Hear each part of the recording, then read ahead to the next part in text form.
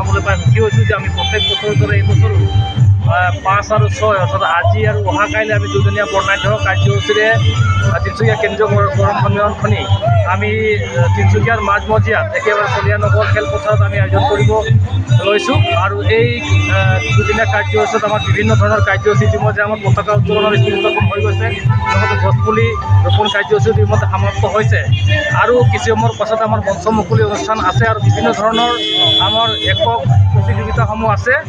আৰু সন্ধিয়াত আমাৰ আজিৰ একেবাৰে মুখ্য আকৰ্ষণ, সন্ধিয়া আমাৰ আখৰাৰ নৃত্য আছে। আখৰাৰ নৃত্যত আমি সমূহ তিনিচুকীয়াবাসী ৰাইজক আমি আখৰা নৃত্যত অংশগ্ৰহণ কৰিবৰ কাৰণে আমি আহ্বান জনাইছোঁ। সকলোৱে যাতে সকলো জাতি ধৰ্ম ভাষা বৰ্ণ নিৰ্বিশেষে আমি ইয়াত একত্ৰিত হৈ আমাৰ বান্ধোনৰ জৰিডাল আমাৰ কটীয়া কৰিব পাৰিম, তাৰ কাৰণে সকলোকে আমি আহ্বান জনাইছোঁ। আৰু লগতে অহা কাইলৈ আমাৰ এক বাৰেবৰণীয়া সাংস্কৃতিক শোভাযাত্ৰাৰ আয়োজন কৰা হৈছে আৰু য'ত নেকি আমাৰ বিভিন্ন জাতি জনগোষ্ঠীৰ নৃত্য দল লগতে সাংস্কৃতিক শোভাযাত্ৰা দলসমূহে ইয়াত অংশগ্ৰহণ কৰিব।